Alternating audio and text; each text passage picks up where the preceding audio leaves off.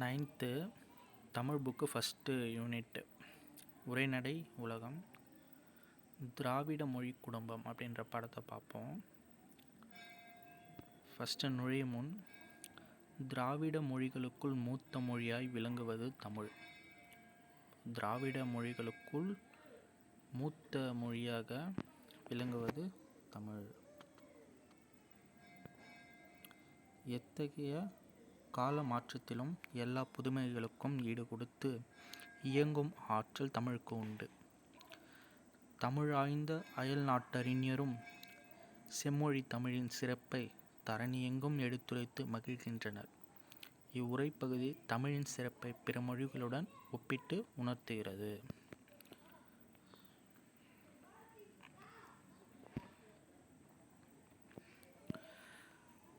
தமக்கு தோன்றிய கருத்துக்களை பிறருக்கு உணர்த்த மனிதர் கண்டுபிடித்த கருவியே மொழியாகும். முதலில் தம் எண்ணங்களை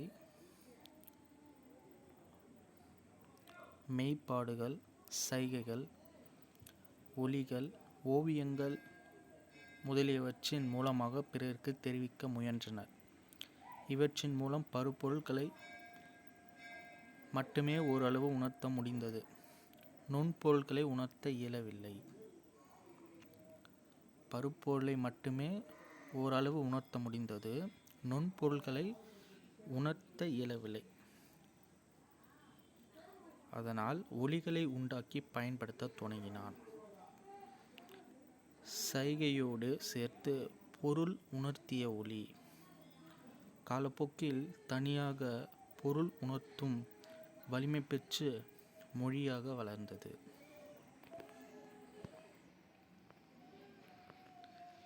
மனித இனம் வாழ்ந்த இட அமைப்பும் இயற்கை அமைப்பும் வேறுபட்ட ஒலிப்பு முயற்சிகளை உருவாக்க தூண்டின. இதனால் பல மொழிகள் உருவாயின. உலகத்தில் உள்ள மொழிகளெல்லாம் அவற்றின் பிறப்பு, தொடர்பு, அமைப்பு, உறவு ஆகியவற்றின் அடிப்படையில் பல மொழி குடும்பங்களாக பிரிக்கப்பட்டுள்ளன. மொழிகளின் காட்சி சாலை. இந்தியாவில் பேசப்படும் மொழிகளின் எண்ணிக்கை 1300க்கும் மேற்பட்டது. இவற்றை 4 மொழி குடும்பங்களாக பிரிக்கின்றனர். இந்தோ ஆசிய மொழிகள், திராவிட மொழிகள், ஆஸ்திரோ ஆசிய மொழிகள், சீன தீபத்திய மொழிகள் என அழைக்கப்படுகின்றன. பல கிளை மொழிகளும் இங்கே பேசப்படுவதால் இந்திய நாடு மொழிகளின் காட்சி சாலையாக திகழ்கிறது என்று சாகத்தியலிங்கம் குறிப்பிட்டுள்ளார். இப்போது இந்திய நாடு மொழிகளின் காட்சி சாலை அப்படின்னு சொன்னவர் சாகத்தியலிங்கம். உலகின் குறிப்பிடத்தக்க பழமையான நாகரிகங்களுள் இந்திய நாகரிகமும் ஒன்று. மொஹஞ்சதாரோ ஹரப்பா அகழ்வாய்வுக்கு பின்னர் இது உறுதிப்படுத்தப்பட்டுள்ளது.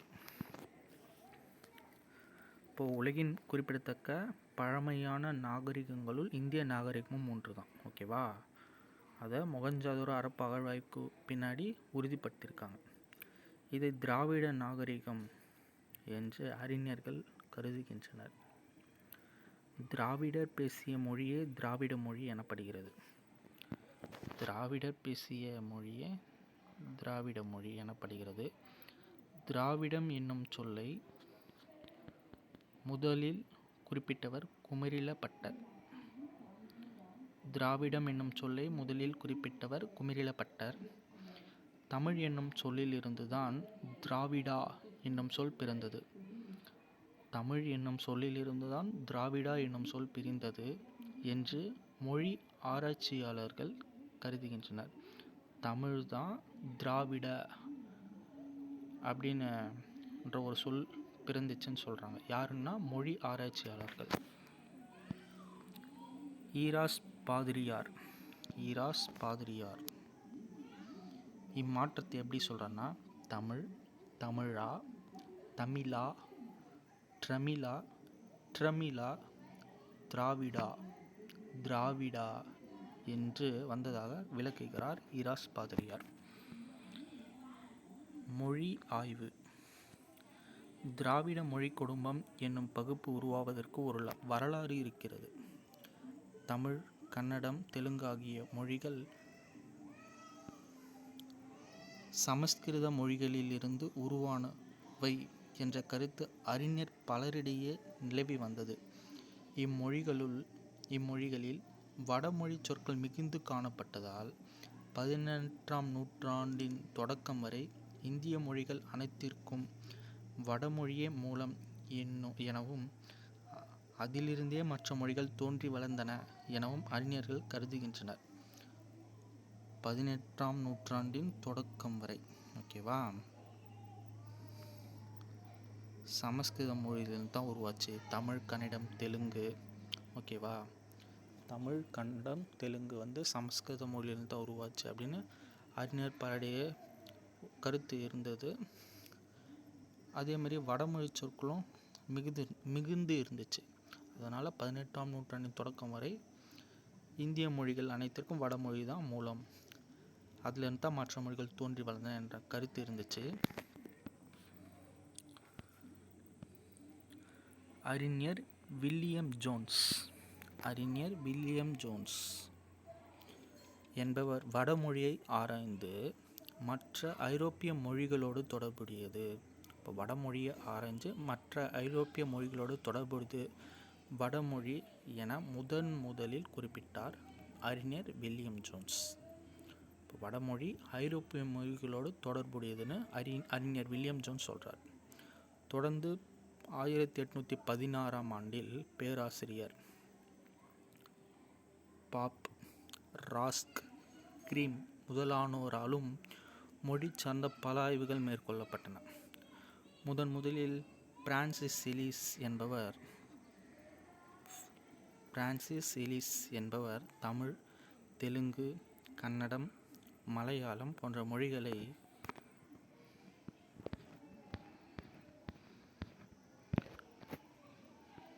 ஒப்புமைப்படுத்தி ஆய்ந்து இவை தனியொரு மொழி குடும்பத்தைச் சேர்ந்தவை என்ற கருத்தை முன்வைத்தார். இப்போது எதை சொல்கிற, தமிழ், தெலுங்கு, மலையாளம், கன்னடம் இது எல்லாத்தையுமே பிரான்சிஸ் எலிஸ் என்பவர் தனி ஒரு மொழி குடும்பத்தை சார்ந்ததுன்னு சொல்கிறார். கரெக்டாக? இம்மொழிகளை ஒரே இனமாக கருதி தென்னிந்திய மொழிகள் எனவும் பெயரிட்டார். அப்போ தென்னிந்திய மொழிகள் என பெயரிட்டவர் பிரான்சிஸ் எலிஸ். தமிழ், தெலுங்கு, மலையாளம், கன்னடம் இது எல்லாமே சேர்த்து தனி ஒரு மொழி குடும்பத்தை சேர்ந்ததுன்னு சொல்கிறார். அதனால் அவர் என்ன பண்ணுறார், இதை ஒரே இனமாக கருதி தென்னிந்திய மொழிகள்னு பெயர் வைக்கிறார். இதனையொட்டி மால்டோ, தோடா, கோண்டி முதலான மொழிகள் பற்றிய ஆய்வுகள் மேற்கொள்ளப்பட்டன. அடுத்தது ஹூக்கன் என்பவர் இம்மொழியை அனைத்தையும் இணைத்து தமிழியன் என்று பெயரிட்டதோடு ஆரிய மொழிகளிலிருந்து இவை மாறுபட்டவை என்றும் கருதினார். அப்போ ஹூக்கன் தான் ஆரிய மொழிகளிலிருந்து இவை மாறுபட்டவை அப்படின்னு சொல்கிறார். ஓகேவா, இது எல்லாத்தையுமே இணைச்சு தமிழியன் பெயர் வைக்கிறார். மேக்ஸ் முல்லரும் இதே கருத்தை தான் கொண்டிருக்கார். அடுத்தது 1856இல் திராவிட மொழிகளின் ஒப்பிலக்கணம் என்னும் நூலில் கால்டுவெல், திராவிட மொழிகளின் ஒப்பிலக்கணம் 1856, திராவிட மொழிகள் ஆரிய மொழி குடும்பத்திலிருந்து வேறுபட்டவை எனவும் இம்மொழிகள் சமஸ்கிருத மொழிகளுக்கும் செல்வாக்கு செலுத்தியுள்ளன எனவும் குறிப்பிட்டுள்ளார். கால்டுவெல் சொல்கிறார். இதனை மேலும் உறுதிப்படுத்த பல்வேறு இலக்கண கூறுகளை சுட்டிக்காட்டி திராவிட மொழிகளுக்குள் இருக்கும் ஒற்றுமைகளை எடுத்துரைத்தார். கால்டுவெலுக்கு பின்னர் ஸ்டான்கோனா, கே.வி. சுப்பையா, எல்.வி. ராமசுவாமி, பரோ, எமினோ, கமில் சுவாலபில், ஆந்திரனோவ், தேப்போ மீனாட்சி சுந்தரம் முதலான அறிஞர்கள் திராவிட மொழிகளின் ஆய்விற்கு பங்களிப்பு செய்தவர்களில் குறிப்பிடத்தக்கவர். இவங்க பேரை பார்த்துக்கணும். திராவிட மொழி குடும்பம். திராவிட மொழி குடும்பம் மொழிகள் பரவிய நில அடிப்படையில் தென் திராவிட மொழிகள், நடு திராவிட மொழிகள், வட திராவிட மொழிகள் என 3ஆக வகைப்படுத்தியுள்ளனர். திராவிட மொழி குடும்பத்தில் உள்ள தமிழ், கன்னடம், மலையாளம் முதலானவை தென் திராவிட மொழிகள் எனவும், தெலுங்கு முதலான சில மொழிகள் நடு திராவிட மொழிகள் எனவும், பிராகுயி முதலானவை வட திராவிட மொழிகள் எனவும் பகுக்கப்பட்டுள்ளன. தெலுங்கு நடு திராவிட மொழி, தமிழ், தெலுங்கு, மலையாளம் தென் திராவிட மொழி. ஓகேவா?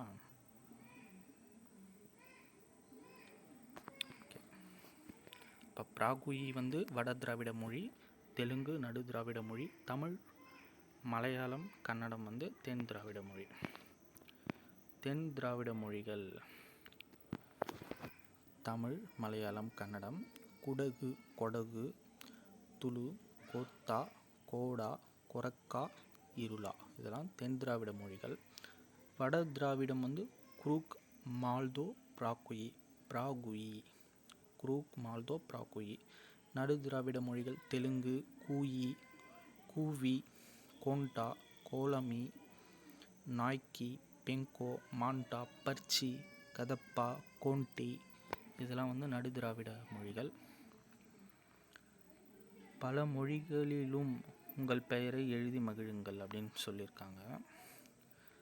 மேலுள்ள பட்டியலில் உள்ள 24 மொழிகள் தவிர அண்மையில் கண்டறியப்பட்ட எருகலா, தங்கா, குறும்பா, சோழிகா ஆகிய 4 மொழிகளையும் சேர்த்து திராவிட மொழிகள் மொத்தம் 28. திராவிட மொழிகள் 28. ஓகேவா? எருகலா, தங்கா, குறும்பா, சோழிகா இதெல்லாம் அண்மையில் கண்டறியப்பட்ட மொழிகள். திராவிட மொழிகளின் பொது பண்புகள். சொற்களின் இன்றியமையாத பகுதி வேர்ச்சொல், அடிச்சொல் எனப்படும். சொற்களின் இன்றியமையாத பகுதி வேர்ச்சொல், அடிச்சொல் எனப்படும். திராவிட மொழிகளின் சொற்களை ஆராய்ந்தால் அவை பொதுவான அடிச்சொற்களை கொண்டிருப்பதை காண முடிகிறது. அப்போ திராவிட மொழிகளின் சொற்களை ஆராய்ந்தால் அவை பொதுவான அடிச்சொற்களை கொண்டிருப்பதை காண முடியும்னு சொல்கிறாங்க. தமிழ் வடமொழியின் மகள் அன்று, அது தனி குடும்பத்திற்கு உரிய மொழி. சமஸ்கிருத கலப்பின்றி அது தனித்தியங்கும் ஆற்றல் பெற்ற மொழி. தமிழுக்கும் இந்தியாவின் பிற மொழிகளுக்கும் தொடர்பு இருக்கலாம் அப்படின்னு கால்டுவெல் சொல்லியிருக்கார். ஸோ அடிச்சொல் திராவிட மொழி. கண் அப்படின்னு தமிழை சொல்கிறோம். கண்ணுன்னு மலையாளம், கன்னடத்தில் சொல்கிறாங்க. கண்ணு அப்படின்னா தெலுங்கு, குடகுல. கண் அப்படின்னா குறுக்கு. கென்னா பர்ச்சி. கொன்னா தோடா. திராவிட மொழிகளில் எண்ணு பெயர்கள் ஒன்று போலவே அமைந்துள்ளன. இது நோட் பண்ணிக்கணும். திராவிட மொழிகள் ஒன்று போலவே அமைந்துள்ளதுன்னு கேட்டால் எண்ணு பெயர்கள். 3 அப்படின்னா தமிழ், 3 அப்படின்னா மலையாளம், 3ன்னா தெலுங்கு, 3 அப்படின்னா கன்னடம், முஜி அப்படின்னா துளு. குறில் நெடில் வேறுபாடு. திராவிட மொழிகளில் உயிர் எழுத்துக்களில் உள்ள குறில் நெடில் வேறுபாடுகள் பொருளை வேறுபடுத்த துணை செய்கின்றன. திராவிட மொழிகளில் உயிர் எழுத்துக்களில் உள்ள குறில் நெடில் வேறுபாடுகள் பொருளை வேறுபடுத்த துணை செய்கிறது. அடி குறில், ஆடின்னா நெடில், வலின்னா குறில், வாலின்னா நெடில். பால் பாகுபாடு. திராவிட மொழிகளில் பொருள்களின் தன்மையை ஒட்டி பால் பாகுபாடு அமைந்துள்ளது. ஆனால் வடமொழியில் இவ்வாறு அமையவில்லை. அப்போ திராவிட மொழியில் பொருளின் தன்மையொட்டி பால் பாகுபாடு அமைந்துள்ளது. திராவிட மொழியில் பால் பாகுபாடு இருக்குது, ஆனால் வடமொழியில் அது இல்லை. உயிரற்ற பொருள்களும் கண்ணுக்கே புலப்படாத நுண்பொருள்களும் கூட ஆண், பெண் என்று பாகுபடுத்தப்படுகின்றன. இம்மொழியில் கைவிரல்கள் பெண்பால் என்றும் கால்விரல்கள் ஆண்பால் என்றும் வேறுபடுகின்றன. கைவிரல் பெண்பால், கால்விரல் ஆண்பால். ஜெர்மன் மொழியிலும் இத்தகைய தன்மையை காண முடிகிறது. அப்போது ஜெர்மன் மொழியிலும் இதே மாதிரி இருக்குது. இப்போ திராவிட மொழியில் பால் பாகுடு அமைஞ்சிருக்கு, ஆனால் வடமொழியில் கிடையாது. கைவிரல் ஆணும் கை விரலை பெண்ணும் கால் விரலை ஆண்ணும் சொல்கிறாங்க. இதே மாதிரி ஜெர்மன் மொழியிலையும் இத்தகைய தன்மை இருக்குன்னு சொல்கிறாங்க. முகத்தின் பகுதிகளான வாய், மூக்கு, கண் ஆகியவை வேறு வேறு பால்களாக சுட்டப்படுகின்றன. வாய் ஆண்பால், மூக்கு பெண்பால், கண் பொதுப்பால். அப்போ வாய் ஆண், மூக்கு பெண், கண் பொதுப்பால் என பகுக்கும் நிலை உள்ளது. திராவிட மொழிகளில் ஆண்பால் பெண்பால் என்ற பகுப்பு உயர்திணை ஒருமையில் காணப்படுகிறது. நோட் பண்ணிக்கணும், உயர்திணை ஒருமையில் காணப்படுகிறது. திராவிட மொழிகளில் ஆண்பால் பெண்பால் என்ற பகுப்பு உயர்திணை ஒருமையில் காணப்படுகிறது. அஃறிணை பொருள்களையும் ஆண் பெண் என்று பால் அடிப்படையில் பகுத்தாலும் அவற்றுக்கென பால் காட்டும் விகுதிகள் இல்லை.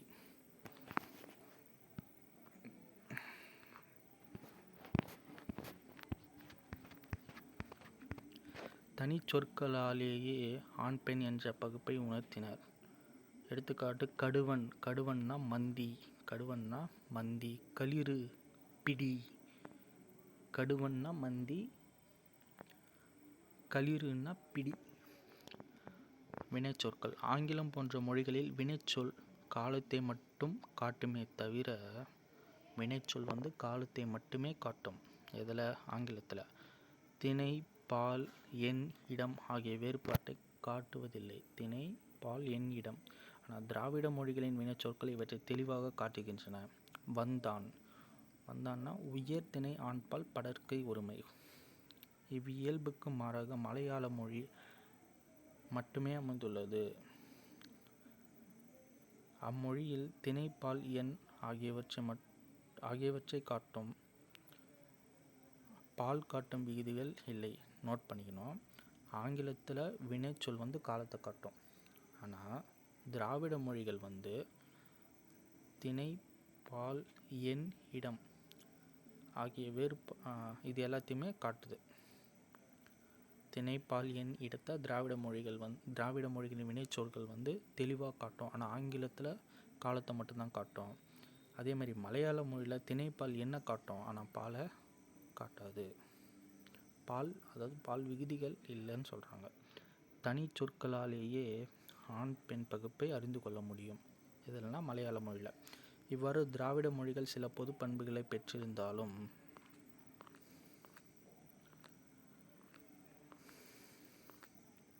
அவற்றுள் தமிழுக்கென்று சில சிறப்பு கூறுகளும் தனித்தன்மைகளும் உள்ளன அப்படி சொல்கிறாங்க. ஸோ மொழி, இலக்கியம், காலம், இலக்கணம், காலம், சான்று இதெல்லாம் கொடுத்துருக்காங்க. ரொம்ப முக்கியம். தமிழை பொறுத்த வரைக்கும் சங்க இலக்கியம் இது பொது ஆண்டுக்கு முன் 5 பொது ஆண்டு 2ஆம் நூற்றாண்டு அளவில். பொது ஆண்டுக்கு முன் 5 பொது ஆண்டு 2ஆம் நூற்றாண்டு அளவில் இது இலக்கியம். இலக்கணத்தை பொறுத்த வரைக்கும் தொல்காப்பியம். தொல்காப்பியம் பொது ஆண்டுக்கு முன் 3ஆம் நூற்றாண்டு அளவில் இருந்து, ஓகேவா, 3ஆம் நூற்றாண்டு அளவில். இதுக்கு சான்று என்ன சொல்கிறோன்னா, தமிழ் இலக்கிய வரலாறு மூவா சாகித்ய அகாதமி விருது வாங்கியிருக்காங்க மு வரதராசனார். அப்போ சங்க இலக்கியம் பொது ஆண்டுக்கு முன் 5 பொது ஆண்டு 2ஆம் நூற்றாண்டு அளவில் இது தமிழுக்கு. அதே மாதிரி இலக்கணத்தில் தொல்காப்பியம் பொது ஆண்டுக்கு முன் 3ஆம் நூற்றாண்டு அளவில் தமிழ் இலக்கிய வரலாறு மு வரதராசனார் சாகித்ய அகாதமி விருது வழங்கப்பட்டிருக்கு. கன்னடத்துக்கு கவிராஜ மார்க்கம் பொது ஆண்டு 9ஆம் நூற்றாண்டு. இது கவிராஜ மார்க்கம் இலக்கியம். அதேமாதிரி இலக்கணத்துக்கும் கவிராஜ மார்க்கம் ரெண்டுமே பொது ஆண்டு 9ஆம் நூற்றாண்டு. இதுக்கான இது இந்திய இலக்கண கொள்கைகளின் பின்னணியில் தமிழ் இலக்கணம் சேவை சண்முகம், ஓகேவா. தெலுங்குக்கு பாரதம் இலக்கியம் பொது ஆண்டு 11ஆம் நூற்றாண்டு. ஆந்திர பாஷா பூஷணம் இது பொது ஆண்டு 12ஆம் நூற்றாண்டு. இது இலக்கண நூல் ஆந்திர பாஷா பூஷணம். அப்போ தெலுங்கோட இலக்கண நூல் ஆந்திர பாஷா பூஷணம், இலக்கியம் பாரதம். கன்னடத்துக்கு இலக்கியம் கவிராஜ மார்க்கம், இலக்கணமும் கவிராஜ மார்க்கம். இயர் சேம் தான். ஆனால் தெலுங்குக்கு 11, அங்கே 12. தமிழுக்கு 5 to 2, அங்கே 3.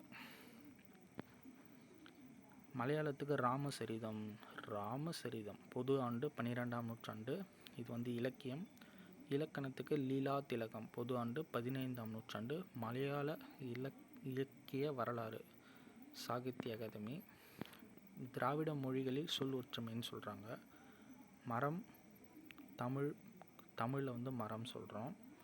மலையாளத்துலேயும் மரம் தான், ஆனால் தெலுங்கில் மானு, கன்னடத்தில் மரம், துளுல மர, குறுக்கில் மரம் தான் சொல்கிறாங்க.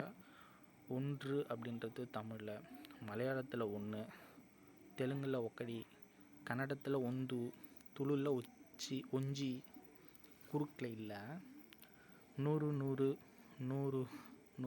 நூது, நினி நீவு நின் இ நின், ரெண்டு இரண்டு எரடு ரட்டு, நான்கு நான்கு, நாலுகு நாலு, ஐந்து ஐந்து, ஐநூ. அது பார்த்துக்கணும். தமிழின் தனித்தன்மைகள். தொன்மையும் இலக்கிய வளமும் உடையது தமிழ்மொழி. தொன்மையும் இலக்கிய வளம் உடையது தமிழ்மொழியாகும். Ilangai, Malaysia, Burma, Singapore, Indonesia, Fiji தீவு ஆகிய நாடுகளில் மட்டுமல்லாமல் தென்னாப்பிரிக்கா, Mauritius, England, Guyana, Madagascar, Trinidad, Australia, Canada போன்ற நாடுகளிலும் பேசப்படும் பெருமையுடையது தமிழ்மொழி. ஸோ உங்களுக்கு தெரியுமான்ற மாதிரி மொரிஷியஸ், இலங்கையில் உள்ளிட்ட நாடுகளில் பணத்தாள்களில் தமிழ்மொழி இடம்பெற்றுள்ளது. இலங்கை, மொரிஷியஸில் அவங்களுடைய நாடுகளின் பணத்தாளில் தமிழ்மொழி இடம்பெற்றிருக்குன்னு சொல்கிறாங்க. சரியா? ஏனைய திராவிட மொழிகளை விடவும் தமிழ்மொழி தனக்கென தனி இலக்கண வளத்தை பெற்று தனித்தியங்கும் மொழியாகும். திராவிட மொழிகளில் பிற மொழி தாக்கம் மிகவும் குறைந்ததாக காணப்படும் மொழி தமிழ்மொழியாகும். தமிழ்மொழி திராவிட மொழிகள் சிலவற்றின் தாய்மொழியாக காணப்படுகிறது. ஒரே பொருளை குறிக்க பல சொற்கள் அமைந்த சொல் வளமும் சொல்லாட்சியும் நிரம்ப பெற்ற மொழி தமிழே ஆகும். இந்தியாவின் தொன்மையான கல்வெட்டுகளில் பெரும்பாலானவை தமிழிலேயே அமைந்துள்ளன. இது நோட் பண்ணிக்கணும். இந்தியாவின் தொன்மையான கல்வெட்டுகளில் பெரும்பாலானவை தமிழிலேயே அமைந்துள்ளன. ஓகேவா? ஒரே பொருளை குறிக்க பல சொற்கள் அமைந்த சொல் வளமும் சொல்லாட்சியும் நிரம்ப பெற்ற மொழி திராவிட மொழிகள் சிலவற்றின் தாய்மொழி. ஓகேவா? பிற மொழி தாக்கம் மிகவும் குறைவு, தனித்து இயங்கும். கரெக்டாக? தமிழின் பல அடிச்சொற்களின் ஒலியன்கள் ஒலி இடம்பெயர்தல் என்ற விதிப்படி பிற திராவிட மொழிகளில் வடிவம் மாறியிருக்கின்றன. சுட்டு பெயர்களும் மூடவி பெயர்களும் பெரும்பாலும் குறிப்பிடத்தக்க மாற்றத்தை பெற்றிருக்கின்றன. திராவிட மொழி குடும்பத்தின் தொன்மையான மூத்த மொழியாக திகழ்கிற தமிழ் பிற திராவிட மொழிகளை விட ஒப்பியல் ஆய்வுக்கு பெருந்துணையாக அமைந்துள்ளது. அப்போது ஒப்பியல் ஆய்வுக்கு பெருந்துணையாக அமைந்துள்ள மொழி தமிழ்மொழி. தமிழ்மொழி மூல திராவிட மொழியின் பண்புகள் பலவற்றையும் பேணி பாதுகாத்து வருகிறது. அத்துடன் தனித்தன்மை மாறுபடாமல் காலந்தோறும் தன்னை புதுப்பித்து கொள்ளும் பண்பு கொண்டதாகவும் தமிழ்மொழி விளங்கி வருகிறது.